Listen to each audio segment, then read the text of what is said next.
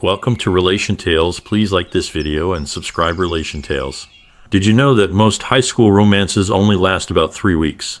But Katie, Thomas, and Greg Hollander were different. They stayed together for a whopping 40 years. They first met when Katie was in her first year of high school and Greg was in his second. After that, they were always together.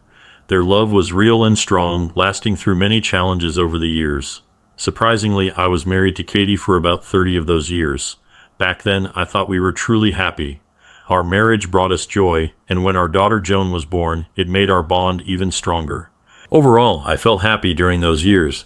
Let me introduce someone who can tell you more about this important story.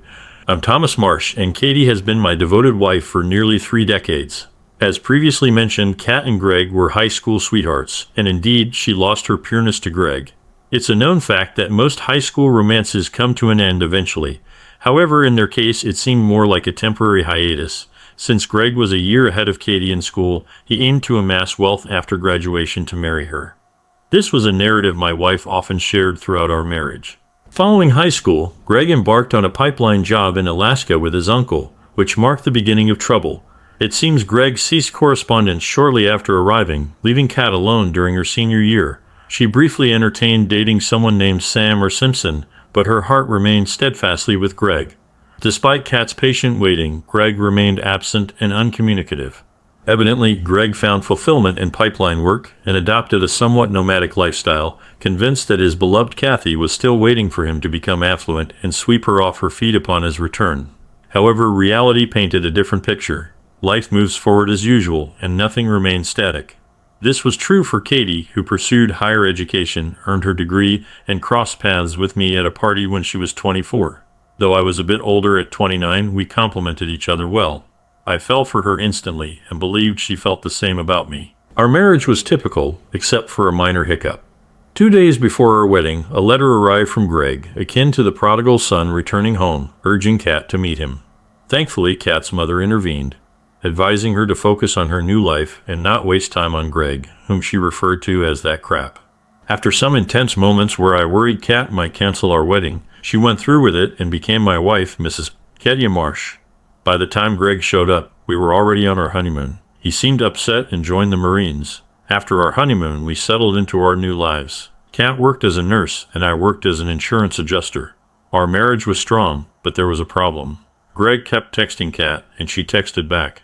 When I asked why, she got defensive, saying he was just an old friend who needed support because he was single and in the Marines. She said she was only trying to cheer him up. I knew about their messages and felt uneasy, but then we heard he got married and their communication stopped. That made me feel better. Over the next 3 years, Kat got only 3 Christmas cards from Greg, and that was it. During this pause in communication with Greg, our daughter Joan was born. With our newborn in tow, Kathy and I joined forces and diligently worked to build a home and farm to provide Joan with a good life. Those were indeed good days, and we worked together harmoniously to nurture and raise our child. However, as is often the case, a disruption arose. One day, Katie received a letter from Greg. Though she never discussed it, I observed our stamp consumption increasing, leading me to conclude she had resumed correspondence with him. Despite this, I chose to overlook it, considering his duty to protect democracy while I ensured my family's well-being. If they chose to write to each other, I deemed it their business, regardless of my sentiments. One day, Kat started telling me some things she learned from Greg. He had divorced his first wife, but got married again. He had been in battles and got many awards for it. While I listened a bit, Katie talked proudly about her old Marine friend. I gently corrected her, saying he liked to be called a Marine, not a soldier. Katie laughed softly and said she should be careful. It made me sad to see her talk about him, but I hoped she would focus on our family someday. Sadly, that never happened. Greg had been a Marine for 30 years, been married and divorced 3 times, and got lots of medals. I realized sadly that while Greg seemed more charming to my wife as time went on, I just got older and more predictable. My only solace was the hope that Greg, upon discharge, would settle far from us. Regrettably, that was not the case, and here we are now. Our daughter Joan is now a grown woman married to a wonderful man named Frank Campbell. Even more delightful news is that they are expecting their first child. At 60, I eagerly anticipate reaching the milestone age of 65 when I can retire and enjoy my remaining years in peace and tranquility. Katie still looks as radiant as ever and has the ability to make my heart skip a beat. Little did I realize that the peace in my life would soon be shattered. One Thursday, upon returning home, I found Kat dressed impeccably, informing me of a dinner reservation at 7. Initially perplexed, I searched my memory for any forgotten anniversary or birthday, only to realize that was not the case. So I went along with it, heading to our bedroom to freshen up and attempt to match Kat's elegance. Dinner was fantastic, and the restaurant was crowded, leading me to suspect Kat had more on her mind than just enjoying the food. As we reached the end of our meal, I turned to her and said, "All right, now you can tell me. I'm in a good mood and won't cause a scene." One of my idiosyncrasies is that I never lose my temper in public. Working in the insurance industry teaches you to keep your composure in public, and that habit spills over into my personal life. Kat understood this about me. Over the years, whenever she had something potentially upsetting to share, she'd choose a public setting to break the news. Tonight, I sensed something was off just by looking at her face. You become adept at reading your partner. I had a sense of foreboding tonight, convinced it would ruin my evening. Finally, she told me with worry, "Tom, Greg is back." I suddenly felt sick, but I knew it wasn't because of the food. I looked at her, waiting for more details, but Kat just looked at me quietly. Finally, I asked, "When you say back, do you mean he's back from vacation?" She shook her head and said softly, "No, Tom, he's not on vacation. He left the army and bought a house 2 streets away from us." Hearing this, my panic grew, and I quickly asked, "And he's going to live there with his, what, 3rd wife?" Again, she said softly, "No, he got divorced again, and this time he lost part of his pension because of it." I tried to control my anger, but I couldn't help saying, "Crap, this is just too much." Some people nearby looked at me surprised because of my swearing. I wasn't upset that Greg lost part of his pension to his ex. I was upset because he moved closer to us, and I needed to know why. I asked Kat firmly, "You haven't met Greg, have you?" The look on her face gave me the answer. She didn't even respond when I asked my next question. "When and how did this happen, Katie?" She also looked a little down when she answered. "Yesterday he stopped by our house to tell me that we are now neighbors." My heart was racing, and I continued the interrogation, very afraid of what I might find out. "Did you sleep with him, Kat?" Once again her expression told me everything before she confessed. "I did it, Tom, but it's not what you think." I peered into her eyes and almost growled. "I believe, Kat, that my faithful wife slept with someone other than her husband. Now explain to me why this isn't what I think it is." "I did it because he needed me, Tom. When he approached me, he seemed so lost. He's struggling with anxiety or something about a divorce, and he needed me desperately, so I tried to help him. I love you, Tom, but I realize I still love Greg too." So there it was. My wife had slept with Greg, and he used PTSD and divorce as his way back into Kat's heart and her bed. I stared her down and spoke as firmly as ever in our marriage. "All right, Kat, the damage is done. We can work through this and reclaim our lives, but you can't sleep with him again.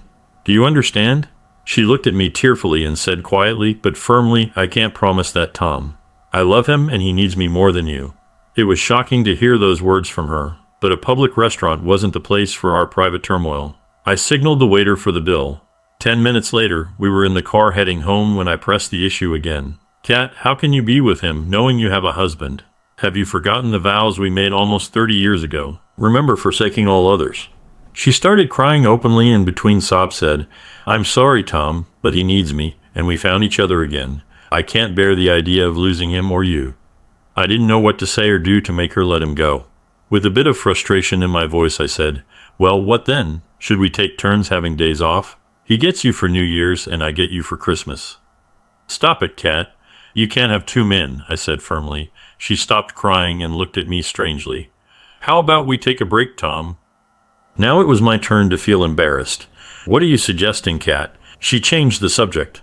"Listen, Tom, remember about 18 years ago when you took a year off to pursue your master's degree? You did what needed to be done and then returned to your job and everything was fine." I shook my head irritably. "Kat, how can you compare me getting a degree that benefited the family and the company with your involvement with this guy, which only benefits the 2 of you at this point?" I pulled into the driveway and turned off the engine. Kat reached out and touched my face lovingly, making her plea. "Tom, I missed my last year of high school with Greg, and if I had that year, we might not be facing this situation tonight. Give me this year and we'll get rid of Greg, and I promise to be the best wife to you. I need this time, Tom, please." I experienced a mix of emotions, sadness, hurt, shock, and depression. The urge to grab Katie's neck and squeeze until her eyes dimmed surged within me. However, I recalled stories about prison and how coup husbands forfeited their freedom and property in fits of rage. I stated, "All right, Kat, if this is truly what you desire, feel free to proceed. But it's crucial to note, don't expect my approval. And let me be clear, I don't wish to see or hear from you in any capacity for the entire year, understand? Also be aware that in a year, you may have no one to return to." I hoped that the strict conditions I set for her vacation might dampen her enthusiasm, but it seemed futile. She appeared deaf to my words after agreeing. After kissing my cheek, she expressed gratitude and assured me that I wouldn't regret it. I shook my head and conveyed that it was too late and I already regretted it. That night she desired closeness, but I chose to ignore her. The mere thought of her with Greg made me feel nauseous, and I couldn't bear physical closeness. I grabbed a pillow and informed her I would sleep in the guest room. I noticed this deeply hurt her, and part of me was glad, hoping she might reconsider her plans. The following morning I woke up hoping that last night was merely an aberration, and that Kat would have a change of heart in the daylight. I was mistaken. Upon entering the kitchen, I found her preparing breakfast, looking as if she'd just won the lottery. She smiled at me and gestured towards the calendar hanging on our wall. I couldn't help but notice that today's date, June 6th, was encircled by a thick black line. As I sat at the table, I contemplated the irony of this date. In 1944, thousands of soldiers and sailors fought to liberate Europe from tyranny. Yet today, I lost my wife to another oppressor. Katie seemed almost giddy as she served me breakfast. Placing it in front of me, she said, "I understand your concerns, my love, but a year from today, I'll return to you and be solely yours. I truly need this time to sort things out and clear my head, and I promise you won't regret it." She smiled happily at me and said, "I called Greg this morning while you were still asleep and told him you said it was okay for me to go on vacation. He's coming to pick me up in an hour." With each word, I felt more and more upset, but I felt like I had to give her one more chance. "Kat, you don't have to do this. Please take more time to think about it. You can't be certain that, in a year, you'll be free from him. Focus on freeing yourself from his hold and working on repairing our marriage. I ask you not to risk destroying what we have." She grinned at me with an air of superiority and spoke gently. "Tom, I appreciate the love you've shown by granting me this time. Trust me, I know what I'm doing. Our marriage will be even stronger when I return. Now I need to finish packing, honey, so finish your breakfast." With that, she exited the kitchen, effectively signaling her departure from our marriage. Despite the tasteless meal, I finished eating and proceeded to get dressed. Entering our bedroom, I observed Kat's 3 large suitcases packed with her belongings. She smiled at me affectionately and remarked, "I think I have everything I need. Please take these bags to the porch for Greg." I stared at her blankly before responding no. Her expression shifted to surprise at my refusal. Continuing with my negative response, I added, "Listen, if you're determined to destroy 30 years of marriage, you and that idiot can carry your bags together. I won't assist you in this foolish endeavor. Is that clear?" Kat appeared on the verge of tears before retorting irritably, "He's not an idiot. Greg is a wonderful man and a hero who served our country. He's done more than you ever have." I turned away, muttering, "Yes, he's received medals while I've spent 5 days a week working to provide for you and our daughter. You may be right, but it was meaningless." Katie hauled all her luggage downstairs to the driveway, shooting me disdainful looks with each bag she took. Shortly after, a car arrived at our house, and a man whom I presumed was Greg began loading her belongings from our porch. Katie shouted to him that she would be right there before returning to bid me farewell. We stood awkwardly facing each other, and I broke the silence first. "If you're truly going through with this foolish plan, remember the terms. I don't want any contact for the entire year." I could see it was starting to sink in for her as she meekly replied, "I understand, Tom, but everything will work out. You'll see. Remember that you agreed to give me this year." She waited for my response, but I remained silent. Finally, with a more perplexed expression, she said quietly, "I really love you." She leaned in for a kiss, but I turned away at the last moment, so she settled for touching my cheek. "I can't kiss you knowing you're going to him." Tears streaming down her face, she dashed out of the house and into his arms. I stood at the front door and watched her hug him tightly, feeling very angry inside. 2 minutes later, they left and my driveway was empty. It felt like my heart was empty too, knowing my wife was now with someone else. I called in sick to work and went to the hardware store to buy new locks. I changed the locks on the house and updated the alarm codes. It kept me busy and stopped me from thinking about Katie. But once I finished, I felt sad again, like a big wave of sadness crashing over me. So, like many people would, I turned off our home phone and started drinking heavily. I thought it would help me forget the pain of losing Katie, but it didn't work. I kept drinking too much until Sunday morning. A relief as I felt physically, spiritually, and mentally exhausted. I eventually went to bed and fell into a deep sleep, only to be awakened by a knocking sound in the house. Groggily, I stumbled around trying to locate the source, which turned out to be my daughter Joan knocking on the front door. Upon letting her in, she appeared shocked by my condition and the pervasive smell of drinks throughout the house. Her initial words were, "What's going on, Dad?" I struggled to focus amidst the pounding in my head, but managed to respond, "What do you mean?" She regarded me with a puzzled expression before guiding me to the kitchen. "You need coffee and food, Dad. Then you can explain what's been happening." An hour later, with food in my stomach and coffee in hand, I recounted everything I knew about her mother and Greg. To say she was shocked would be an understatement. "Dad, let me clarify. Is Mom intending to take a year-long break from our marriage to rekindle things with her old high school boyfriend?" I nodded in agreement, stating yes, something along those lines. Her ensuing questions mirrored the ones I'd been grappling with since Friday. "What's your plan, Dad?" I met her gaze and the words seemed to spill from my lips. "Tomorrow I'll call in sick again and consult a lawyer." Joan looked saddened and speculated, "I can't believe Mom would do this." "Maybe it's a mental disorder," I responded with a blank expression. "I honestly don't know, Joni." She regarded me with a sorrow I hadn't seen before. "I'm at a loss, Dad. I want to advise you to reconsider. But frankly, this seems like your best option." Joan stayed with me for a few more hours, even preparing dinner for later. As she departed, she kissed me once more and expressed her apologies. Before she left, I inquired, "Why did you come here today?" She looked into my eyes. "Mom called and asked me to check on you, but she didn't say why or where she was." I pretended to understand and said, "Okay, thanks. Drive safely." I got really sick on Monday and I had to meet with a lawyer. My feeling about Katie turned out to be right. Even though the divorce leaned in my favor because Katie didn't agree, there were still things we hadn't settled, like shared belongings. Now I think taking a break from Katie might help us figure out those things. The next 3 weeks went by quickly, and I was surprised how easily I got used to being alone. On the bright side, I felt like a weight was lifted off my shoulders. I didn't have to worry about someone else anymore. But the bad part was waking up and going to sleep alone. I didn't hear from Katie until mid-July. One Saturday, I went to Flynn's, a fancy bar in our city. I sat at the bar, and they came in holding hands like teenagers in love. They seemed really into each other, not noticing me at all. I watched them closely. Greg looked strong and kind of good-looking, so I understood why Katie liked him.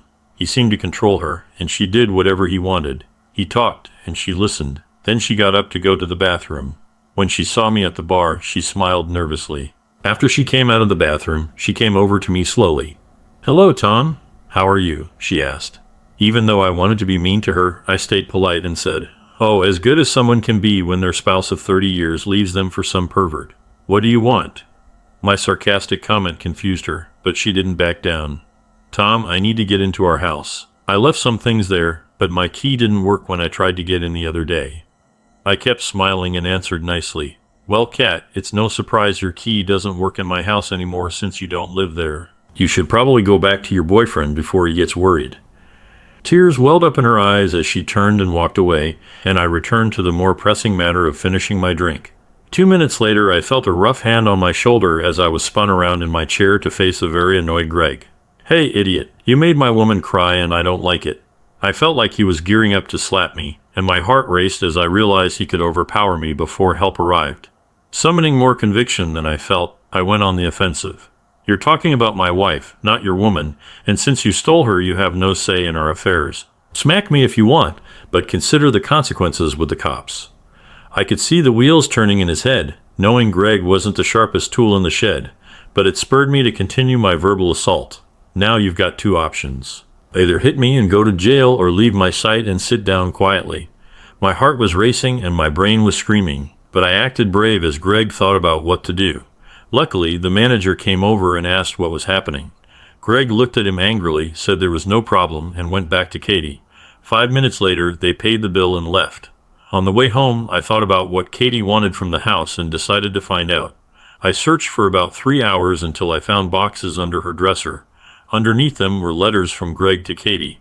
As I read them, I realized that Katie had been having an affair with Greg for years. One letter, dated 5 years earlier, read, "It's comforting to know you still miss me. When I return, we'll be together. You'll have to find a way to rid yourself of your weak husband.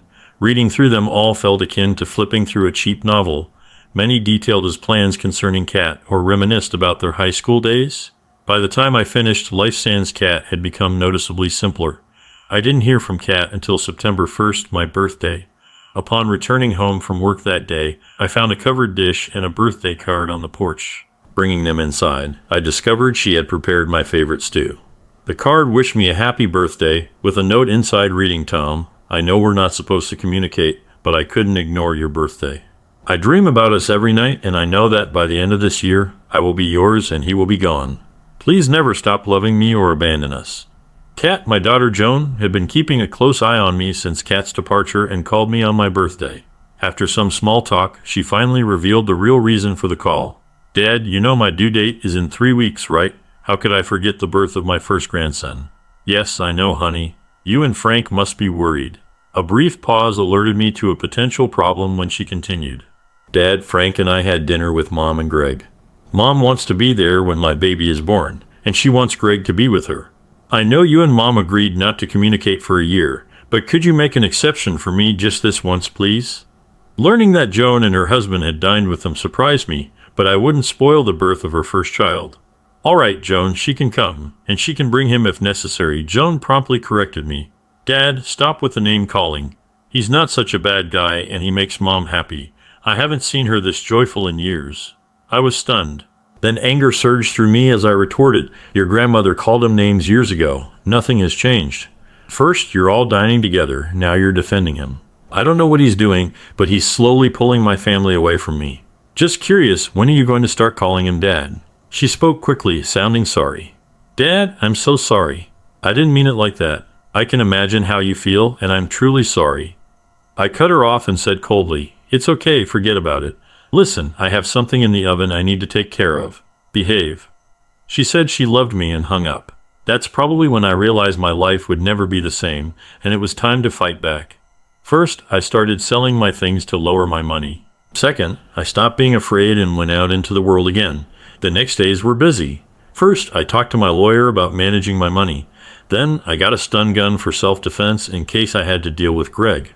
Third, I planned a trip to Vegas in October. And fourth, I looked for someone online to be with, hoping to find a woman my age who wanted a long-term relationship. About my stuff, I can use them or give them to others. Since my spouse doesn't reside with me, it appears to be my responsibility to decide how to divide our belongings.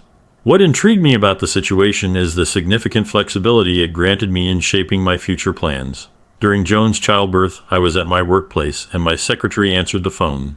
It was her husband, Frank, bursting with joy to inform me that I had become a grandfather. I extended my congratulations and promptly made my way to the hospital. Upon arrival, I located Joan's room and headed straight there. Approaching the door, I overheard her conversation with Katie. "Mom, what you and Dad are doing seems utterly pointless. Do you truly want to lose him to Greg?" Katie's voice was reassuring. "Don't worry, Joan. Greg loves me too much to ever leave. And what we have now is amazing. It's hard to explain, but being with Greg feels like high school every day, only better because we're together physically. He treats me like a princess and makes me feel special every night. I've never felt so close to someone in my life. I'll really miss this when I go back to your dad." Joan sounded disgusted. "Mom, I don't want to hear about your romantic life with Greg.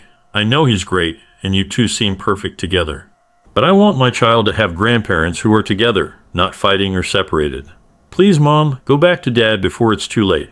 He might not be as exciting as Greg, but Dad will always be there for you. Greg might be amazing, but relationships can end. Dad is reliable. He won't leave you if you do everything right. If you have to, beg him to take you back." There was a short silence before Joan begged, "Mom, don't wait too long or you might lose Dad." Kat's voice showed she was wrong again. "You don't need to worry about your father and me. When I'm done with Greg, he'll welcome me back with open arms." Joan's voice held a heavy dose of skepticism. "I understand you think you know Dad, but I've seen and spoken to him, and he's changing and not for the better, it seems. He appears bitter and more distant since you left. Are you really willing to risk our good 30-year marriage for your high school sweetheart?" Having heard enough, I seized the opportunity to enter the room and exclaimed with a forced smile, "Hey Mom, congratulations on your new son. You two must be thrilled." I went over and embraced Joan, pointedly ignoring Katie. It was immature of me, but it seemed easier at that moment. Katie shot me a dirty look, But Joan beamed as she asked, "Have you seen him yet, Dad?" I shook my head. "No, sweetie, I just came to check on you." Eventually, tired of the insults, Katie intervened in a less than friendly tone. "Hello, Tom. How are you?" I glanced at her for a moment, then redirected my focus to Joan, inquiring about the birth and the baby's name.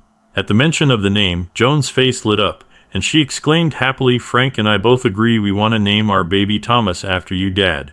At this, Katie solemnly excused herself, stating she was going to see the baby. Once she left, I took Joan's hands and spoke in a serious tone.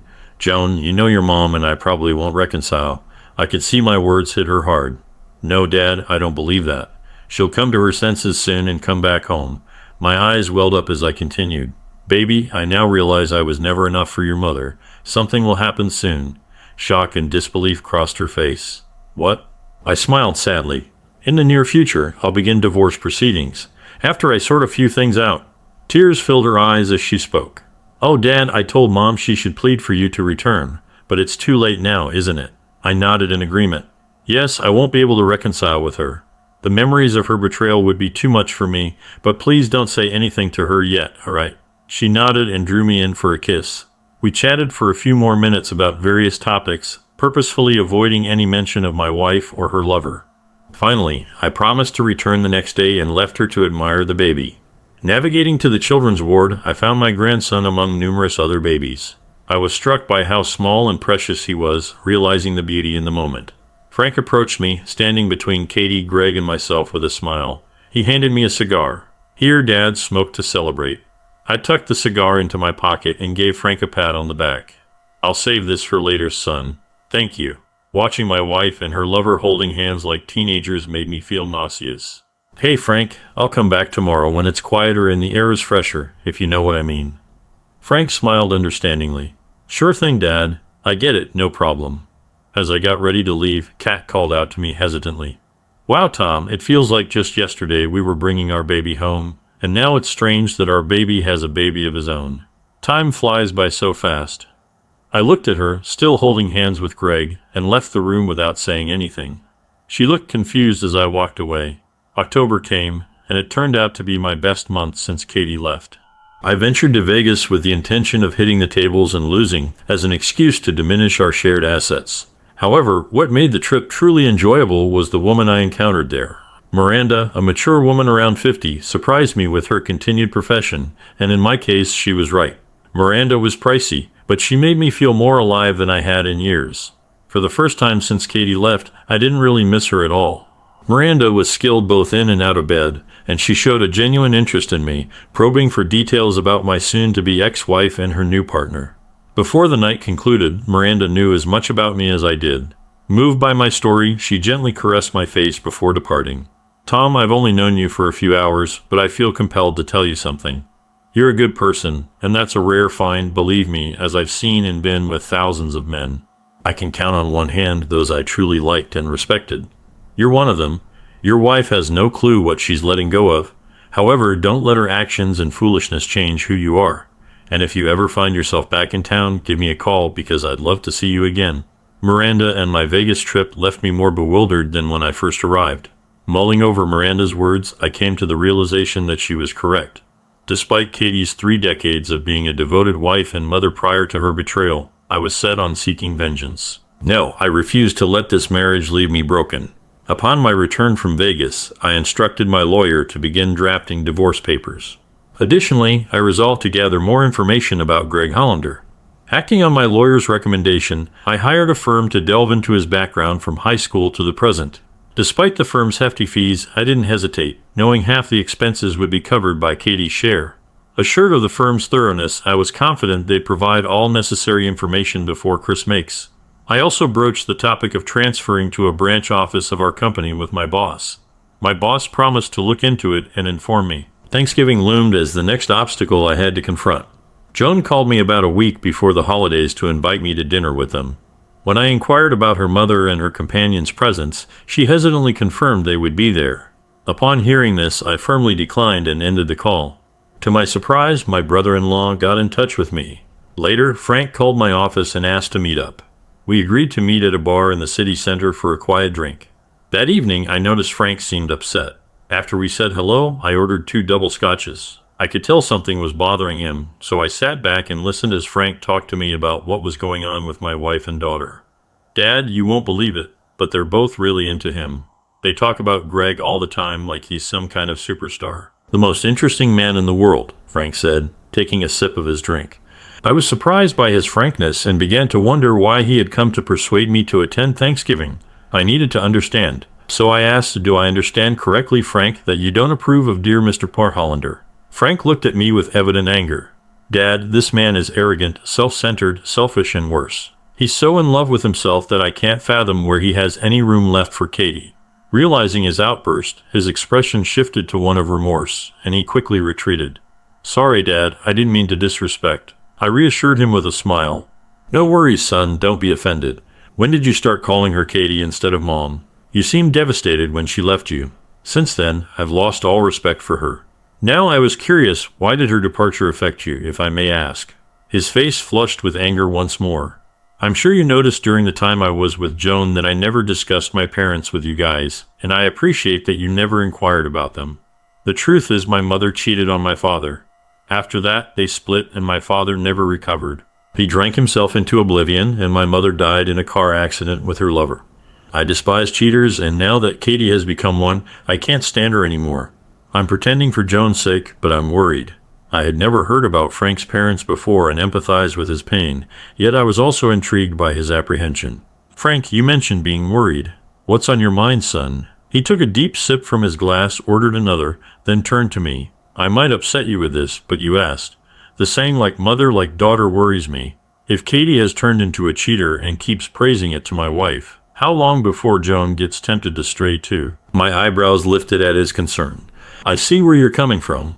I joined him, taking a contemplative sip of my drink, pondering my next steps. Listen, Frank, don't lose hope. I have some surprises up my sleeve, and I think things might start to change in the new year. Also, strictly between us, I've got plans to make it a good Christmas for you and Joan, but not so much for the others if you catch my drift. Frank's smile emerged for the first time since we sat down, and he spent the next 15 minutes trying to pry information from me. To no avail. As we wrapped up our meeting, I smiled again. Aren't you forgetting something, Frank? He looked puzzled. What's up, Dad? I asked, putting my hand on his shoulder. Shouldn't you be trying to convince me to be a grown-up and go to Thanksgiving? Frank's smile got bigger. Oops. All right, will you come to Thanksgiving, Dad? I shook my head. No, but thanks for asking. Joan called me 2 more times before Thanksgiving, begging me to come, until I finally said no firmly. Look, Joan, when your mother left me back in June, I made it clear there'd be no contact for a year. She wanted to end our marriage. I've already broken that rule once for little Thomas's birth, but I won't break bread with them. Is that understood? The holiday arrived, and I had a frozen dinner. I felt lonely and sad, but it beat watching Katie and Greg exchange looks. December arrived, bringing with it the looming prospect of another family holiday. I dreaded it, but I knew it'd be the last one I'd have to endure. December turned out to be eventful. Firstly, the company offered me a position in Spokane, Washington, starting in January, and I accepted. Secondly, the private investigator's report on Mr. Hollander came through, and it was revealing. Apparently, old Greg had a history of infidelity, with 3 ex-wives divorcing him for infidelity. He also had children from women other than his wives, for whom he paid child support. Furthermore, his last wife received half his pension in the divorce, and he was demoted from an E8 to an E6 in his final year in the Corps. In short, his financial and moral standing appeared rather dubious, if not downright dismal. The latest positive development is that Katie will receive her divorce papers on the first business day after Christmas. Now the old holiday spirit was coursing through me. I phoned Joan to discuss Christmas plans, and once again she pleaded for a true family gathering. When I inquired about Greg's attendance, Joan became irate. Dad, you need to accept it. He's part of our family now, whether you like it or not. I cut her off abruptly. You're right, I don't like it. But for the child's sake, I'll be there. Joan appeared genuinely pleased as she exclaimed, Thank you, Dad. This will make everyone so happy. I doubted that would be the case. But who was I to ruin the fun? 2 days later, when I got home from work, the phone rang. I answered, Hello? There was an awkward silence on the other end, and I almost hung up. Then a voice finally spoke. Tom, it's me, Kat. What's up? I asked, worried. Kat, are you okay? She sounded unsure. Yeah, I'm fine, Tom. I just wanted to thank you for agreeing to come for Christmas. I realize now how much I've hurt you.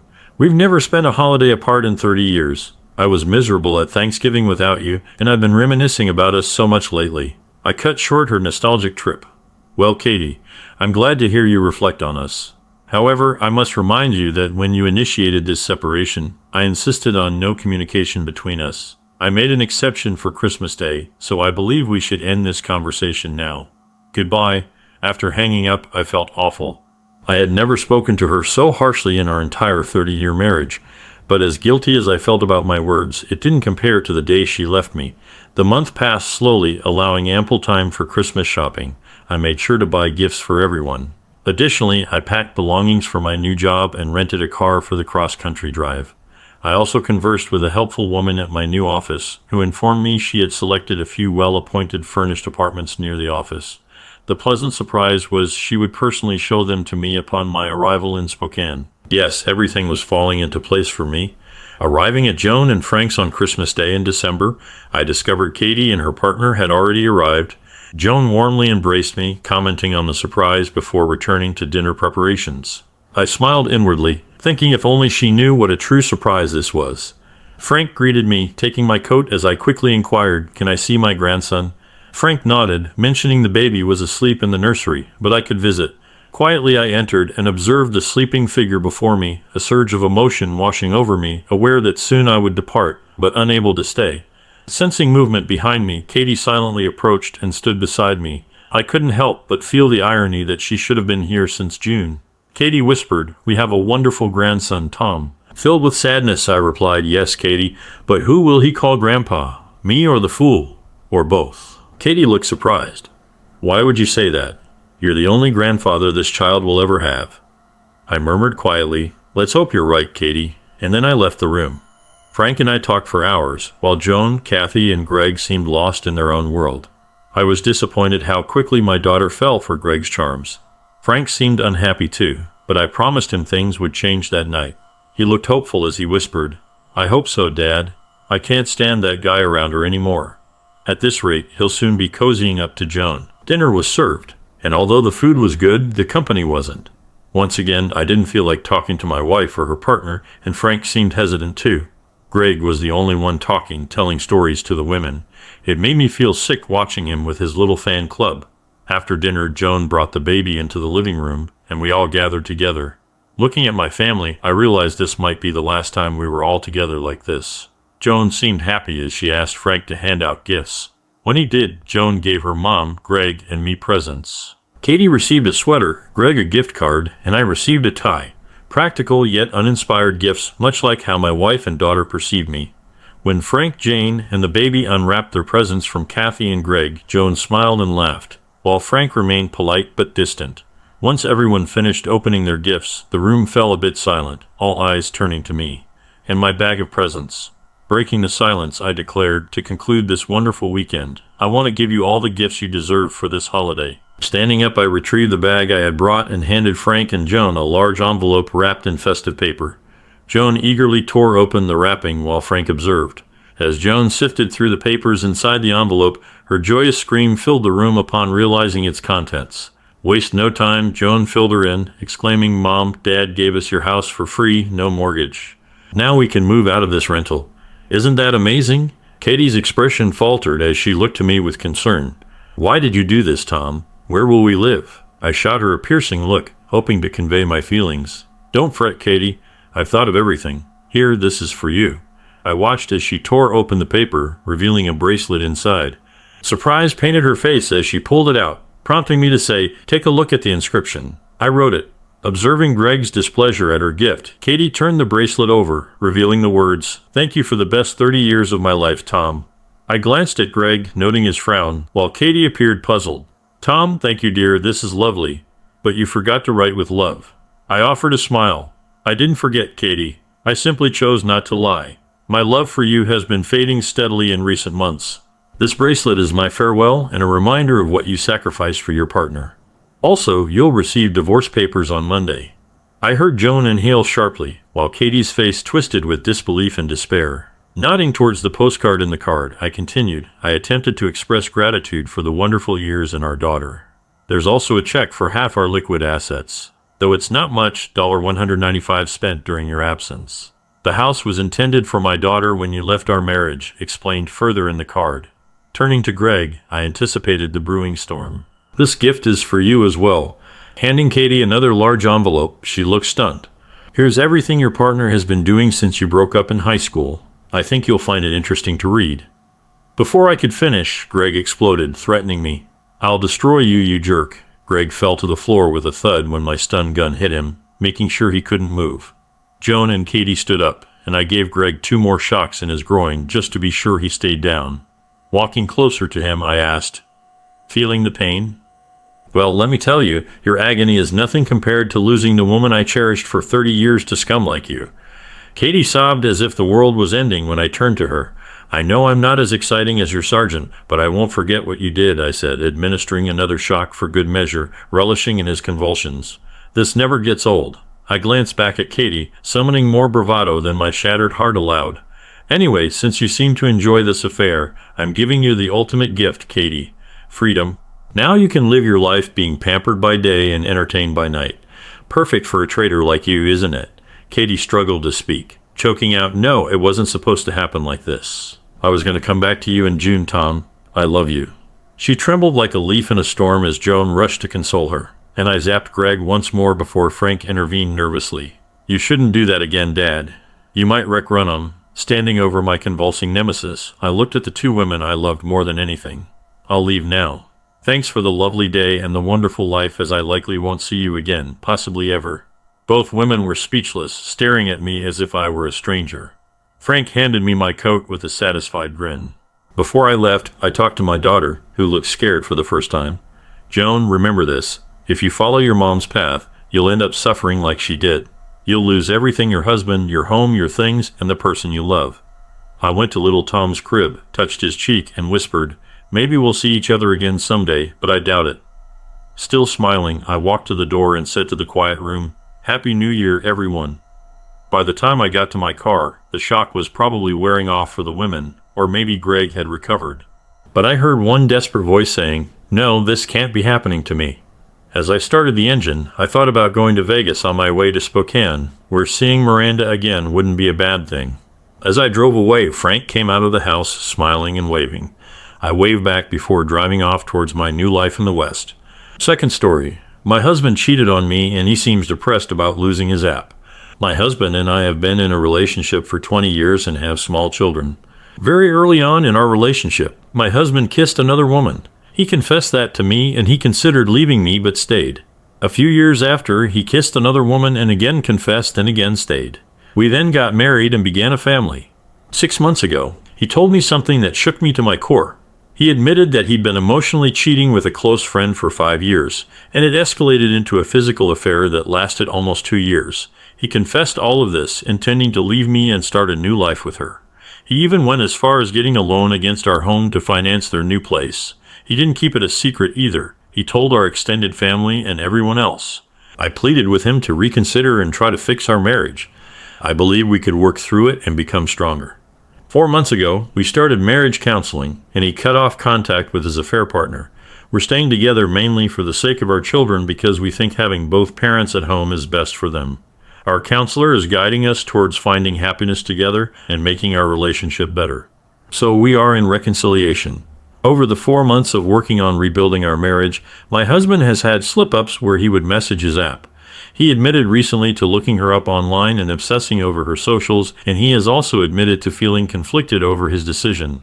He still shares in marriage counseling that he has feelings for his app. It is 4 months too soon to predict how this is going to go. Recently, my husband has been withdrawn and crying a lot. He says it is the stress of the kids, but I think he is missing her. Thanks for joining us on this chapter of Relation Tales. If you were moved by these stories, hit that subscribe button and ring the notification bell. Don't miss out on the upcoming emotional roller coaster of relationships. Your support means the world, and we can't wait to share more compelling tales with you. Until next time, remember, every relationship has a story worth telling. See you soon. Welcome to Relation Tales. Please like this video and subscribe. Relation Tales. I don't get why people cheat. Sometimes it seems really dumb and silly. People who chase their own pleasure are willing to ruin their lives and also hurt others who didn't do anything wrong. That, to me, is the worst part. We were on a boat, the sun shining on the water and the waves splashing. It looked amazing. The weather was nice, around 85 degrees Fahrenheit, and the sky was clear. The boat's engine was making a steady noise as it moved us away from the shore until we couldn't see it anymore. I leaned over the side, hoping to see fish in the water below. Then Stacy, the beautiful woman with me, pulled me back onto the boat and kissed me passionately. When I tried to stop, she wanted me to keep going. "You'll have almost an hour to watch the fish while I'm underwater," she said. "Are you embarrassed to kiss me in front of Bob? He already knows we're in love. Besides, we're married. We can do whatever we want." Stacy had always enjoyed public displays of affection. Even from the start of our relationship, she was the one to initiate kisses, often with unabashed fervor, regardless of onlookers. She wanted everyone to recognize our bond and understand that we were exclusively committed to each other. Perhaps it was due to our origins in a small town where the dating pool was limited, or perhaps she just had a strong sense of ownership. Who could say for sure? While I never lacked options when it came to dating, I also never had throngs of attractive women vying for my attention. Stacy had a special charm, like the nice girl next door but with a hint of something more glamorous, like living near the famous Playboy mansion. She had long, thick brown hair and beautiful blue eyes. Her body was just right, not too big or too small. She always looked perfect, especially when she wore shorts in the summer. Sometimes I couldn't stop thinking about her. I didn't understand why she liked me so much, since I was pretty average. But for some reason, she loved me. We were both in our late 22s and having a great time together. I had a job designing car parts for a company in Michigan, which gave us a comfortable life. Stacy didn't work. She focused on making our home perfect for us and the kids we hoped to have someday. We indulged in a couple of vacations each year, often decided on a whim to keep things exciting and prevent boredom or stress. While we supposedly took turns choosing our activity, it usually felt like Stacy had the final say. My interests, much like myself, are more conventional compared to Stacy's pursuits. I have a passion for cars, which aligns perfectly with my job designing aftermarket trim pieces and parts. This role not only suits me well, but also grants me perks, such as discounts and even freebies on parts for my Mustang. Unlike many of my acquaintances, I'm not a collector. I typically keep a Mustang for 3 or 4 years before trading it in for a newer model. Currently, I'm driving a midnight blue Shelby GTH, although this particular model originally came in black with gold stripes. Soon after taking delivery, I had it repainted and made a few upgrades. While for me, a dream vacation might entail a trip to Las Vegas for the SEMA show, Stacy's preferences lean towards activities like skiing in Colorado or scuba diving here in Florida. As we sailed through the water, Stacy gripped my hand tightly, her smile radiant enough to rival the intensity of the Florida sun. Ahead, sitting beside the boat's pilot, Bob Markham, whom we'd known for about 11 months, we headed towards a coral reef where the diving conditions were said to be perfect. We had met Bob at diving school where we were taking scuba lessons. It was during this time that we discovered my inner ear disorder, which meant I could never dive. Although Stacy initially considered giving up diving as well, I couldn't bear to let her sacrifice her passion.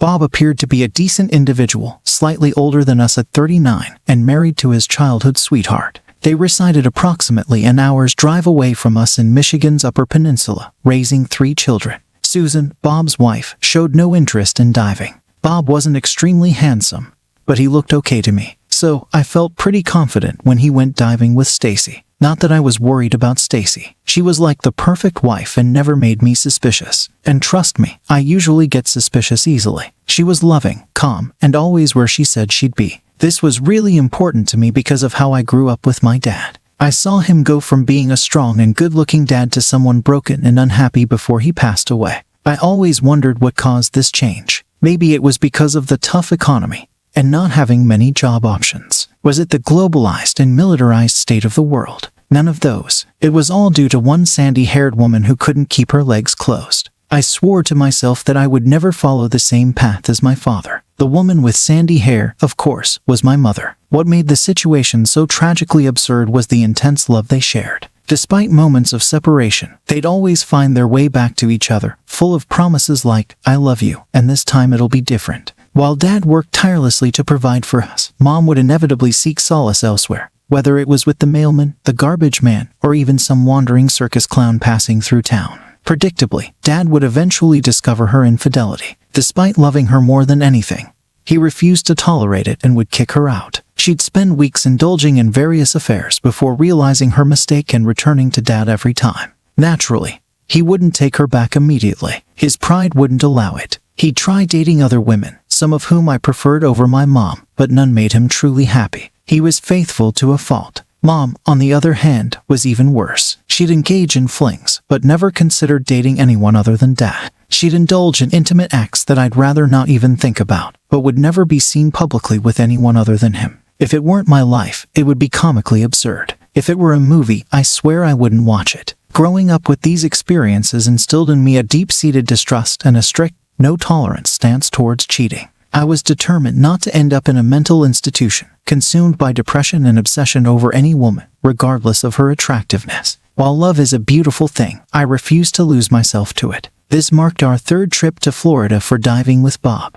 We had established a comfortable routine and had grown quite familiar with each other. I would rent a boat and they would dive while I entertained myself with books, videos, or games. Upon their return, they would share underwater photos and stories. Afterwards, we'd return to our hotel, where Stacy would passionately pursue me. Although it wasn't particularly enjoyable for me, I endured it because of my deep love for Stacy. However, this trip was going to be different. I had a surprise planned for her, something that would enhance her enjoyment of the trip. It was a bit costly, but well within our means. In fact, I had managed to save some money by opting not to charter a first-class dive boat this time, so the cost would be about the same as usual. I had some concerns about our captain, though. He gave off the impression that he might resort to slightly shady tactics to earn extra cash. While not physically imposing, he seemed rather cunning. "What's got you grinning?" Stacy interrupted my thoughts with another one of her passionate kisses. She teasingly brushed against the front of my shorts, eliciting an immediate response. "Are you already plotting all the naughty things you want to do with me later?" As she leaned over me, I could tell she was feeling excited from the way her bikini top looked. She was definitely turned on.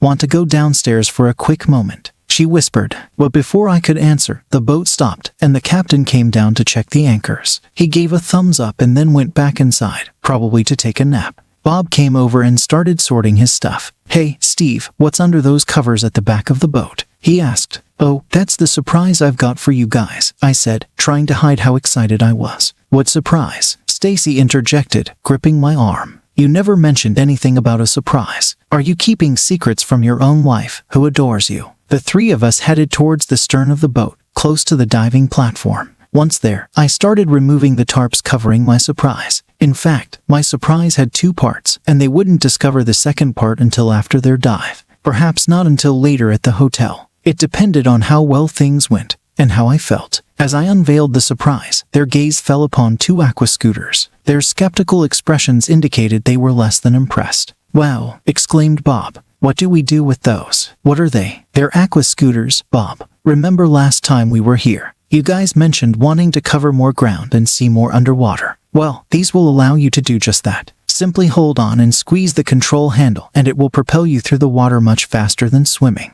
The batteries last for about 45 minutes. You'll get a warning signal at 50%, so head back when you hear it. If the batteries die before you return, just press the purge button and it will release its ballast and float to the surface for us to retrieve later." Neither of them appeared particularly excited, but they agreed to give the scooters a try. I was confident that once they experienced the speed underwater, they would appreciate the scooters more. I believe that after trying them out, they would never want to dive without them again. However, I also considered another aspect, my love for speedy vehicles. I enjoyed maximizing the horsepower of my Mustangs, but speed didn't matter much to Stacy. She drove a car I wouldn't be caught dead in. Whenever we attended car shows, I felt embarrassed when my friends talked about seeing an attractive woman getting out of a Toyota Prius. Perhaps Stacy didn't prioritize speed, even underwater. As Bob descended into the water, I observed Stacy closely. Somehow, even with her diving gear on, she managed to look good. While most people looked awkward in their equipment, Stacy effortlessly turned it into a fashion statement. Passing the blue scooter to Bob, I noted its weight, knowing it would feel nearly weightless underwater. Stacy embraced me, pulling me close for one of her kisses that always left me breathless. She kissed me as if it were the last time she would see me before a dive, just like before we hit the ski slopes together. It was her way of expressing that if anything happened, she wanted me to remember her love. She smiled, donned her mask, and gracefully descended into the water. Passing her the red scooter, I flicked on the power switch. "I love you," she uttered before submerging. I dashed to the bow of the boat and retrieved my iPad from my belongings. It had served as entertainment during our journey until we ventured beyond the 3G range a few miles offshore. Though now devoid of internet access, it still offered games and other diversions. Recently, I had installed a special new app on it, part of my surprise for Stacy. Surprising her brought me immense joy. She was paramount in my life. Sometimes I could almost fathom why my dad endured the turmoil with my mom repeatedly. Note the almost. The day was stunning for a boat outing, with warm temperatures and refreshing ocean breezes. I ventured into the galley, grabbing a sandwich from the cooler. With about 45 minutes until they came back, I decided to have a quick snack. I turned on the iPad and enjoyed some Canadian maple turkey breast. I took a sip of wild cherry Pepsi while looking at the iPad screen. Suddenly, a piece of sandwich got stuck in my throat, and I started coughing really hard. I leaned over the side of the boat, feeling sick. Some of the sandwich and soda came out of my nose as I coughed. It hurt a lot, like how people describe heart attacks or really bad events. I accidentally knocked over a table on the deck, spilling my tray, soda, and sandwich. The captain hurried back on deck, looking worried when he saw me holding my chest. "Sir, lie down. I'll get the first aid kit. We have a defibrillator on board," he urged. "To hell with that," I snapped. "Raise the damn anchors and take me back to shore, now." "But sir, your wife and your friend," he started. "Throw a dinghy overboard for them. They'll manage," I insisted. "The quicker we return, the better your bonus will be." Despite his struggle with leaving two individuals stranded at sea, my assessment of his character was spot on. For the right price, he'd bend any rule, leveraging his concern for my well-being. "How substantial a bonus are we talking about, sir?" he inquired with a grin. "It hinges on your post-return actions, your discretion, and ability to keep silent," I replied. "What do you say to 5,000? I'd comply with anything you desire, sir. However, regarding the bonus, perhaps we could stop at an ATM for cash. Checks are cumbersome, and bank transactions can raise a suspicion," he suggested, smiling as he began hoisting the anchor. "Don't forget the dinghy," I reminded him, almost as an afterthought. He tossed a small package resembling a pillow overboard. Before it splashed into the water, he tugged on a connected cable, causing it to expand and transform into a small rubber boat. Securing it with a buoy, he swiftly started the engines, and we departed without a backward glance. I hurriedly packed our personal belongings and Stacy's into the bags we had brought aboard. My heart raced so loudly, I feared it might burst from my chest. Collapsing into a deck chair, I pondered the uncertain future ahead. "Perhaps you should stroll around, sir, to maintain blood circulation until you receive medical attention. It's advisable to keep the heart active," he suggested from the wheelhouse, eyeing me intently. It seemed he suspected I'd suffered a mild heart attack and sought to flee ashore out of fear, unaware that I was leaving my beloved wife and friend behind, relying on his return or another's rescue. I was unfamiliar with his theory. From what I'd learned about handling a heart attack, the protocol always emphasized seeking immediate medical attention and keeping the individual calm, quiet, and lying down. It didn't matter in my case because I hadn't experienced a heart attack. What I went through was equally serious and life-changing, but it was more of an emotional injury than a medical one. It had taken us 90 minutes to reach the diving spot, anticipating a 2-hour stay. With a return trip of the same duration, we should have been back around 1 p.m. As it turned out, we had only stayed for less than half an hour and were making better time than expected. On our way back, taking all of this into account, I carefully planned my next steps. The captain's eagerness for the bonus was evident as he managed to trim nearly 20 minutes off the return trip.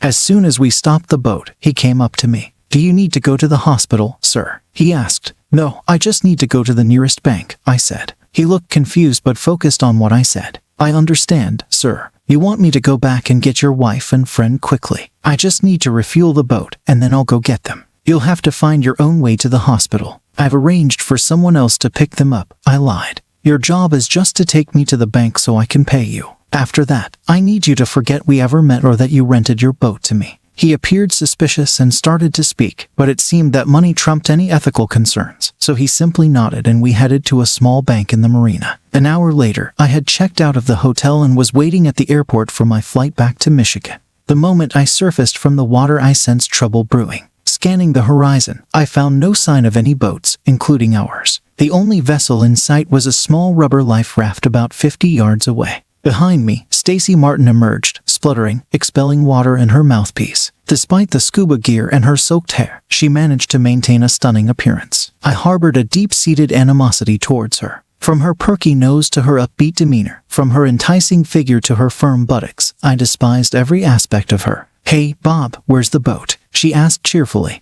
Responding would only invite argument, prolonging interaction with her. So I opted for silence and swam towards the raft, fatigued and burdened by my heavy tanks. As I pondered the whereabouts of the boat for the umpteenth time, I heard a noise. Stacy had activated her aqua scooter for propulsion, swiftly racing towards the life raft. I begrudgingly acknowledged her cleverness, realizing I hadn't considered that option. Starting my own scooter, I trailed after her towards the raft. Upon reaching the raft, Stacy promptly discarded her tanks, allowing them to sink to the bottom. She cautiously maneuvered herself onto the following suit. I also shed my tanks. Considering it's a survival scenario, her husband's financial capability to cover insurance penalties for the lost tanks crossed my mind. He's genuinely a decent person, I pondered as I settled into the raft. Fortunately, the raft was adequately equipped and spacious enough for 3 or 4 occupants. Though not overly roomy, there was sufficient space to avoid proximity or contact with Stacy, both of which would have induced nausea at that moment. I began assessing our situation. With the sun still high in the sky, we had a couple of hours before nightfall. The warmth of the sun ensured we wouldn't freeze, but staying on the raft until dark might bring some chill. Exploring the pockets inside the raft, I focused on the one nearest to me. "Bob, any idea where the boat is?" "What's happening?" Stacy inquired. At that moment, I struggled to contain my frustration. "How would I know where the boat is? I was down there with you," I retorted sharply. "Should I magically conjure a boat? Let's take a moment to gather ourselves and figure out what's happening." Stacy simply shook her head and began searching through the pockets on her side of the raft, while I did the same on my end. In total, there were 4 pockets, with 2 containing a first aid kit and a flare gun. Another pocket held 3 small bottles of water along with some dried fruit and meat, while the last one contained a small radio, more akin to a walkie-talkie, which we hoped could help us contact the boat for rescue. I was still trying to figure out what was going on. This was our 3rd time diving together, and we'd never strayed far from the boat before. I was sure we had followed the same path back. Even my watch's GPS said we were back where we started, or really close. Thinking about what could have happened, I came up with 2 ideas. First, something might have happened to the boat. But if it sank, we would have seen debris when we were diving. Second, they might have left us behind. But that didn't seem likely because Steve really loves his tricky wife. He'd do anything to make her happy, so he wouldn't just leave us. If they did leave us, it probably wasn't on purpose. Maybe something bad happened to them, like they got attacked by pirates we've heard about, or there was an emergency on the boat that made them go back to shore. The fact that they left us the raft supported this theory. If they were under attack or hijacked, they wouldn't have been able to spare the raft for us. I felt reasonably confident that I had figured things out, so now all I had to do was wait for them to return to shore and send someone back for us. I estimated it would take 3 or 4 hours for help to arrive. With no other options, waiting was our only course of action. As I glanced around, I noticed a bundle secured to the inflated edge of the raft. Upon untying it, I discovered it was a small blanket. Wrapping it around myself, I attempted to rest. The exertion of diving and the stress of our predicament had left me weary. "What are you doing?" Stacy inquired. "It'll be at least 3 hours before they can return for us," I explained it. "I'm exhausted, and there's nothing productive we can do in the meantime, so I'm going to try to nap." "What's going on, Bob? Care to enlighten the rest of us?" she retorted sharply. "I don't know what's gotten into you, but we're in this together, and sharing information could be beneficial." "We're not in this together, and I have no desire to share anything with you," I replied tersely. "But from my perspective, they must have encountered some kind of problem or emergency while we were underwater. Something must have been really urgent for them to leave us the raft instead of waiting for us to come back up. But knowing Steve, he cares about you a lot, so I bet he'll send help as soon as he can. It took us 90 minutes to get here, even though we weren't rushing. If they're going back at the same speed, or even slower because of a problem with the boat, we might have to wait for 3 or 4 hours. And I'm really tired," I said. Then, I covered myself with the blanket again and tried to go back to sleep. But I was wrong. We weren't rescued until almost a whole day later. Interestingly, another boat from the same company found us when they were coming back from their trip. We were really thirsty and sunburned, and we almost froze during the night. Sometime after midnight, Stacy tried to get close to me for warmth, but I got mad. "Get away from me," I yelled. "You have your own blanket, use it." Stacy got angry too. "Go to hell, jerk," she yelled back. "I'm never going diving with you again." "I'm glad you finally realized it, because they don't pay me enough to ever see you again," I yelled back. Then a few minutes later, I found out she drank all the water. So, to make things fair, I ate all the food, which was just 2 small packets of dried meat and fruit. I felt dumb for eating it all at once when we had nothing left to eat or drink in the morning. All I could do that day was sit there and feel mad at her for ruining my dignity and self-respect. I really hated her, and what bothered me the most was that she couldn't understand why I felt that way about her. I'm not wealthy. I'm not exceptionally attractive or talented. Heck, I'm not even that intelligent. I'm just an average husband and father. There's no way I could ever attract a woman like her, even in my wildest dreams. I don't know how her husband got her. He seemed to be an ordinary guy like me, but she loved him as if there were no tomorrow. Nearly every word out of her mouth was about him, and it sickened me. That woman simply didn't deserve him, as attractive as she was. We spent most of the day either ignoring each other or snapping at each other, and until that boat showed up, there were only two thoughts occupying my mind the entire time we were stranded together in that raft. First and foremost was a continual hope that I would reunite with my wife and children, expressing my love to them and dedicating the remainder of my days to proving it. This longing surpassed even the sensations of hunger, thirst, dehydration, and sunburn in intensity. Coming in a close second in both intensity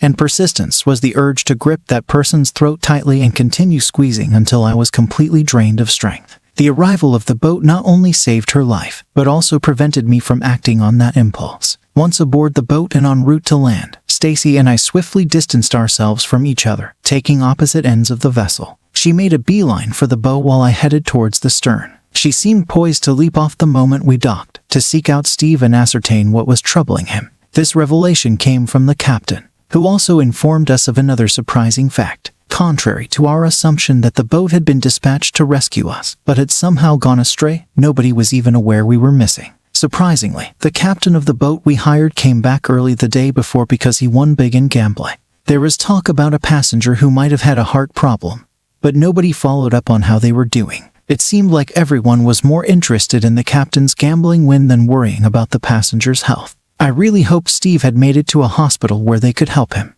but I knew deep down that only a big problem would make him leave that self-centered woman. It was a tough truth. Even good people can get trapped by someone who's really bad for them. For Steve's sake, I thought maybe it would be best if something happened to Stacy, like if she accidentally fell overboard when we got back to land. It would hurt him at first, but he could heal in time and keep his good memories. As for me, I decided to catch an early flight back home to my family and promised myself I'd never leave them again. Standing at the bow of the boat, I must confess, fear gripped me. The captain's incomprehensible words hinted at something gone awry with my husband. Despite not having eaten for a day, a foreboding sensation churned in my stomach, signaling an imminent shift in my life. Please, God, let him be safe. I'll do anything, I silently pleaded, scanning the horizon for any sign of land. Even with the boat's brisk pace, it felt agonizingly slow to me. I felt I could swim faster. The captain lent me oversized pants and a shirt, leaving me still barefoot, but I resolved to find shoes or sandals at the hospital. The nightmare of the past day faded, only to be replaced by a more harrowing one. As anyone would attest, watching a loved one face a life-threatening ordeal is even more agonizing than experiencing it oneself. Except for Bob's unexpected transformation into a difficult person, my experience on the high seas wasn't as terrible as it could have been. I couldn't comprehend why he chose to behave erratically, despite our kindness. But dwelling on it was futile. This marked the end of Bob's diving ventures with me. We had covered his hotel stay, airfare, diving gear, and more, not only this time, but also on the previous 2 occasions. We did it out of goodwill, thinking he couldn't afford it. Admittedly, Steve's inability to dive with me played a role, and he insisted I shouldn't dive solo. However, finding another dive partner wouldn't have been a challenge, and I would do so in the future. Right now, my priority was Steve's well-being. My love for him surpassed anything else. I prayed fervently that his heart condition wasn't linked to our diving adventures or our time at sea. The thought of him suffering due to something I enjoyed was unbearable. Upon reaching the docks, I disembarked from the boat promptly upon its halt. Despite the charter company's provision of a doctor for our examination, I declined their offer. However, I permitted the doctor to apply some kind of cream to soothe my sunburns, insisting on knowing which hospital Steve was admitted to. I was informed that there was only one hospital in the vicinity, thus he must be there. Yet it was suggested that I retrieve some clothing from my hotel before proceeding. Considering the hospital was en route to my hotel, I acquiesced. I was taken aback by a series of surprises. Approaching the front desk, I encountered a woman who seemed familiar, her smile suggesting recognition. "Are you returning so soon?" she inquired, seemingly confused, perhaps mistaking me for someone else. "No, I require another room key. My husband is hospitalized, and I need to gather some belongings to visit him," I clarified. After an altercation, the manager reassured me that Steve had departed the hotel the previous and was escorted to the airport for his flight home. Despite the manager's sympathetic understanding of my situation, the only assistance he could offer was the use of a phone. I attempted to reach Steve on his cell phone, but to no avail. Perhaps he was unable to answer. Left with no other options, I contacted my parents and requested they purchase a ticket for my return home to resolve the situation. The hotel kindly provided me with sandals from their gift shop and transportation to the airport. I was surprised when I waited at the airport lounge for my flight, considering how much we've stayed and spent over the past 9 months. Another surprise came when I saw Bob just as my flight was about to board. I stood up and went to sit near him, thinking maybe his earlier weird behavior was because he was stressed and scared about what happened. But he stayed distant. When I went over to him, he moved away. I decided to focus on more important things. My dad had explained Steve's actions to me. To him, it made sense. With Steve's heart problem, every moment was really important for him to stay alive. Why risk his care at a lesser facility in a small Florida town when he could choose between two of the world's leading hospitals back home? He could opt for either the renowned cardiac care center at the DMC or the similar team at the University of Michigan Hospital. I realized two things. He was likely correct, and Steve's condition was more serious than I had realized. We entered the aircraft and soon took off. Throughout the flight, I struggled to relax. Peering out the window, I felt a familiar sensation reminiscent of being on a boat. I couldn't shake the feeling that I could probably reach our destination faster by flapping my arms than the pace we were flying at. Conversing with a vaguely familiar man holding a sign with my name on it. Initially, I assumed he was there to escort me to the hospital to visit Steve. However, he guided me to a conference room just outside the airline terminal. I recognized the room instantly, having been there before for meetings with out-of-town clients through Steve's company. As I entered the room, I was taken aback to see Bob, the jerk, heading in the same direction. It wasn't a spacious room, and we ended up seated at the same table. We both opted for the silent treatment, pretending the other wasn't present. My father sat behind me, which was comforting. I knew I'd have at least one friendly presence to help me navigate whatever was to come. What came next was a petite, nerdy-looking woman who handed manila envelopes to both Bob and me while a smaller card was given to my dad. "Stacy Martin, you have been served," she announced to me. "Served what?" I quipped. "Lunch would be nice. I didn't eat much on the plane." The nerdy woman simply rolled her eyes and walked away, muttering something about stupidity and bus size. Bob, sitting across the table, seemed distressed by the contents of his envelope. He glanced at me with what seemed like murderous intent but remained silent. Then he hung his head, and though I couldn't be certain, it sounded like he was crying. My dad opened his envelope to find the most beautifully crafted card I had ever seen. It seemed Steve had personalized it just for him. Despite its somber tone, the message was heartwarming. It expressed Steve's appreciation for the relationship he shared with my parents, portraying them as anchors of stability and family in his life, treating him like more than just a son-in-law, but as a son.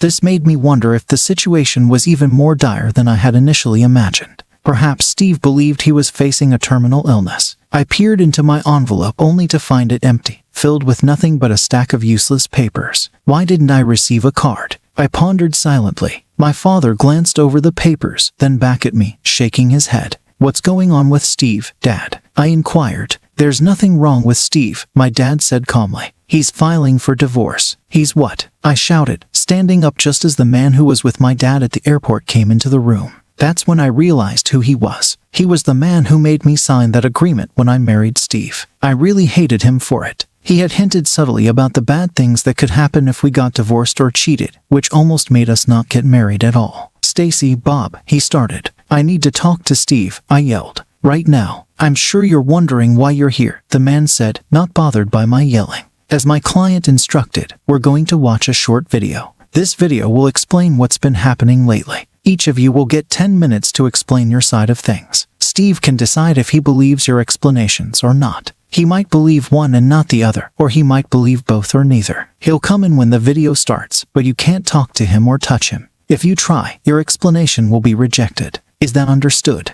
Both of us nodded in agreement. "Any questions?" he inquired. Bob raised his hand, reminiscent of a school child. The man acknowledged him with a nod, prompting Bob to pose his question. What are the consequences if he either accepts or rejects our explanations? If he accepts your explanation, you can return to your wife and kids, hopefully living happily ever after. If he doesn't, a duplicate of the file you hold and the videotape will be delivered to your wife before you arrive home. Despite his sunburn, Bob noticeably paled. The room's lighting dimmed, though not completely. A flat screen behind the man flickered to life, displaying a video. It depicted me, Steve, and Bob seated at a table, raising beer glasses and a toast. There was footage of me and Steve sharing a kiss. I recognized it all. It was from our previous trip to Florida. Nothing seemed out of the ordinary until it transitioned to some personal home videos of me and Steve, along with snippets of Bob's family at a cookout we had invited them to. I felt a surge of resentment toward Bob, though I couldn't deny that his kids were adorable. It made me contemplate starting a family with Steve. The video then shifted, becoming grainier as it transitioned to underwater footage, yet strangely familiar. It depicted me being propelled by my aqua scooter, and damn, I looked good. Despite the graininess, the footage was remarkable, with vibrant colors that almost suggested the videographer had been right there with us. Who filmed this? I inquired. It was Bob, responded a voice I recognized as Steve's. Bob had an underwater camera attached to his aqua scooter. I figured as we got older, you might want to show our kids or grandkids some of our past adventures. Then the video showed me lowering my scooter and approaching Bob. When the scooter bomb sank to the seabed, the camera angle adjusted to show both of us. I went up to Bob, took off his respirator and kissed him. As I watched myself, silence fell in the room and the oppressive feeling that I had been experiencing all day intensified. Both Bob and I knew what was going to happen. My complete betrayal of my husband was captured and it looked terrible. After the video concluded, the room brightened to its full intensity. As my eyes adjusted, I noticed the varied expressions directed at me from everyone present. Bob seemed accusatory, as though I had wronged him. The lawyer wore a smug, "I told you so" expression. My father appeared visibly shocked, but it was Steve's gaze that stung the most. The man I loved, the one I had envisioned spending my life with, regarded me as though I were insignificant, a mere object devoid of emotion or love. Steve began to speak, remaining seated, but revealing signs of concealed pain despite his efforts to mask it. I was stunned. Prior to entering the room, I hadn't grasped the extent of what I stood to lose. "I suppose you all view me as rather cold for how I've handled this," Steve started. But in truth, nothing could be further from reality. I'm in immense pain right now. The video I witnessed shocked and wounded me so deeply, both physically and emotionally, that several people I encountered thought I was having a heart attack. Indeed, my heart did suffer a blow, Stacy, and it was because of you. He looked straight at me as he talked. "I thought our life together was great, loving you more than I ever thought possible, especially considering my past. I really believed you felt the same way. But Stacy, you know about my family history better than anyone. My dad, even though he didn't like the Eagles, went through a lot because of love. He spent his whole life loving a woman who couldn't stay faithful. Even though she had chances to be loyal, she kept betraying him. I think my mom loved him, but she couldn't be faithful. She tried, but people who cheat usually keep doing it. Each time she cheated, it hurt my dad more until he wasn't himself anymore. Love and forgiveness consumed him, but it left him empty inside." Steve's words offered a glimmer of hope. Perhaps amidst this turmoil, he would grant me another chance. "I am not my father," he declared. "Unless one of you can provide compelling reasons otherwise, 2 marriages will end today. I refuse to endure what he did, not for anyone. Although I'm hurting now, I'll heal and move forward. Sooner or later, I'll find someone else." His words trailed off as my thoughts overwhelmed me. This was suddenly grave. He couldn't simply replace me. I couldn't bear the thought of losing him. Every marriage faces challenges. Surely he wouldn't discard what we shared for something so trivial, not even a fleeting affair. When I returned to awareness, I struggled to breathe, but Steve continued speaking, his tone icy. "The clock is ticking," he stated bluntly. "Well, I suppose I'll start," Bob began. "Firstly, I want to express my sincere apologies. I never intended to cause harm to you or anyone else. I've been tormented by guilt since this began. I didn't instigate it, and I had already decided to stop diving with you guys. I also assumed you were aware of the situation, or at least that's what Stacy led me to believe. However, on the boat, I noticed how you held her and gazed into her eyes, and I realized that someone who loves her deeply wouldn't want to share her. I don't have eloquent words or convincing arguments to justify my actions. Frankly, I'm not even convinced that you shouldn't inform my wife, although I'd prefer if you didn't. Perhaps you could allow me to tell her in my own way and time, because eventually I will. The guilt will consume me until I do, but I hope to approach it in a manner that might give me a chance to salvage our family." He drew in a deep breath and resumed speaking. You're an exceptional individual. Despite having financial means, you remain genuine, just like myself. You're not some pretentious person pretending to conform. I admire the career paths you've taken and wish I had made similar choices. I regret not excelling in school and missing out on those opportunities. Joining the dive class was more than just fulfilling a dream. It was a lifelong desire that financial constraints had always hindered. My enrollment was a collective gift from my wife, family, and a few friends who pooled their resources to give me a glimpse of my dream.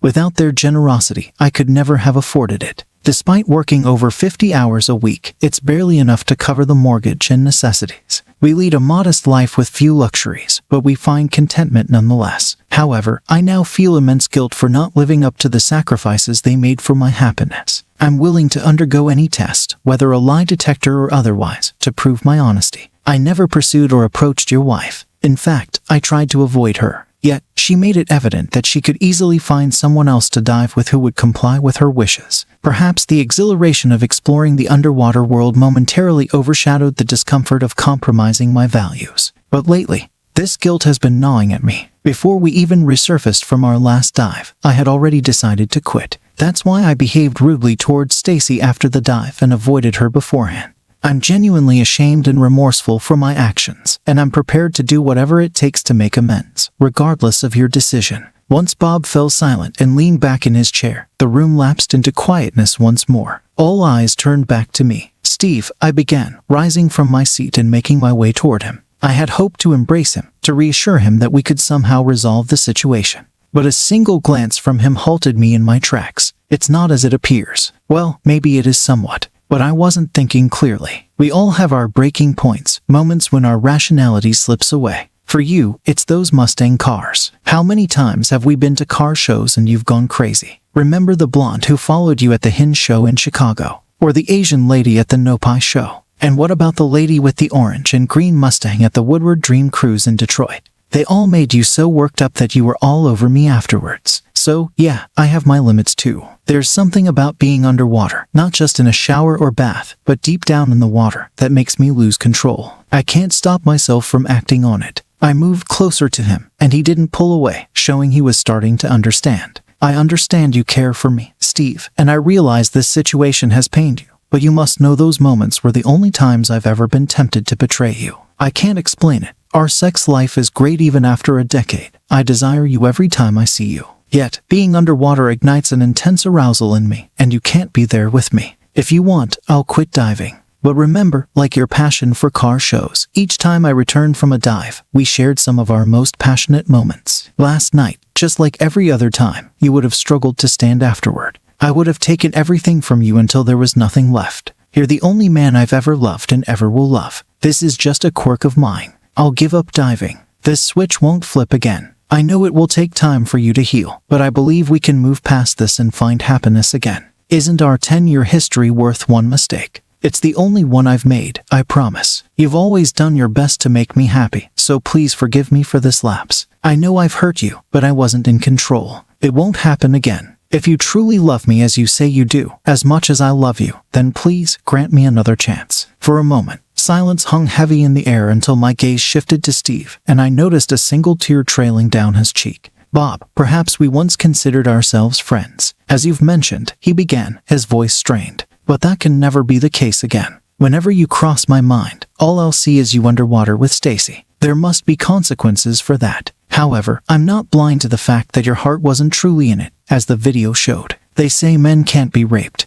But what I witnessed was painfully close to it. You can destroy the documents in the file. I won't pursue legal action, nor will I inform your wife. I'm not your judge, Bob. It's not my role to exact punishment or dictate your choices. Yet, I do have a suggestion for your penance. Don't confess to your wife either. You mentioned the burden of keeping it from her would weigh on you, so let it. Revealing the truth would only cause her pain, and she doesn't deserve what I'm feeling now. They say the truth sets you free, but in this case, it would only alleviate your guilt at her expense. Your punishment is to live with that guilt gnawing away at you. Thank you, Steve, Bob said, as he rose and strolled away slowly. Steve then turned to me, gesturing for me to join him at his table by the screen. He took my hand and embraced me, followed by a long, passionate kiss. My response was typical. My nipples hardened and my arousal heightened as he held me close. However, something felt off. Running my hand over Steve's pants, I noticed he wasn't becoming aroused. "Stacy, you made some compelling points," he said. "Before you spoke, I was so angry that I was prepared to simply cut you a check according to our prenuptial agreement and walk away.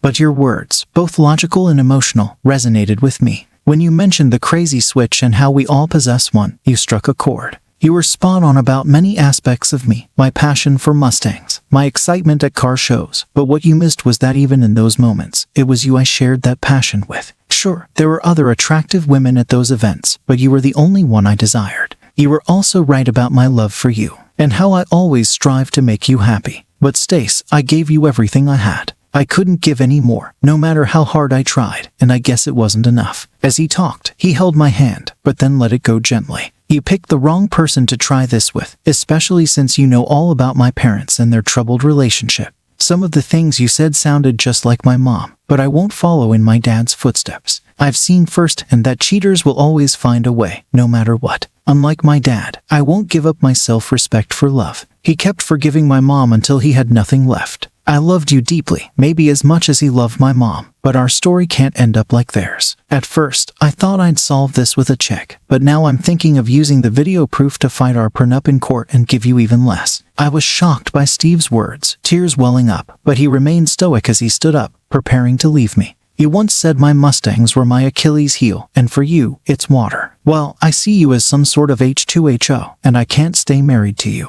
I loved you, Stacy, but unlike my parents, I refuse to believe there's only one person for me. I'll find someone else." Steve left the room, leaving me alone with my father, who remained sitting, shaking his head. A few months later, we ended up in court, where I had to settle for half of the agreed amount. This meant that I would have to look for a job, but there were few opportunities for high-paying jobs in our small town. I lost everything: the man I loved, my comfortable life, my home, and even the respect of my parents. The hardest thing was that I couldn't get back at Bob without hurting my own reputation. I wanted to tell his wife what happened, but I was told that it might end up with an embarrassing video of me underwater online.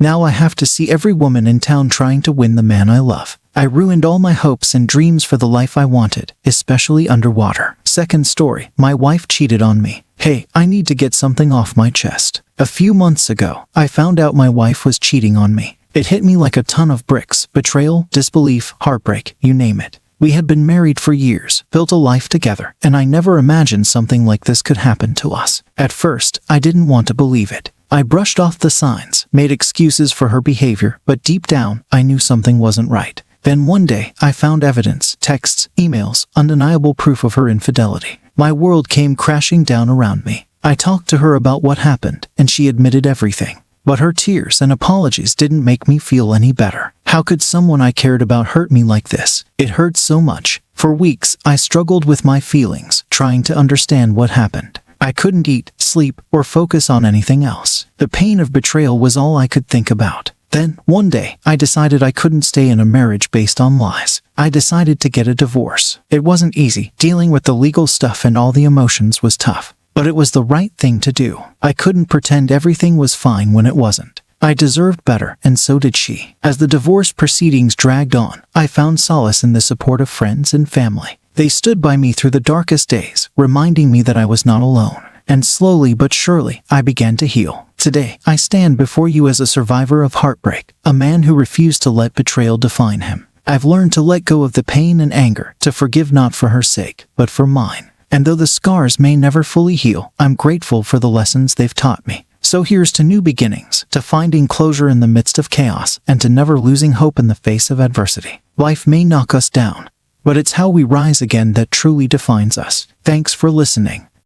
Thanks for joining us on this chapter of Relation Tales. If you were moved by these stories, hit that subscribe button and ring the notification bell. Don't miss out on the upcoming emotional roller coaster of relationships. Your support means the world, and we can't wait to share more compelling tales with you. Until next time, remember, every relationship has a story worth telling. See you soon.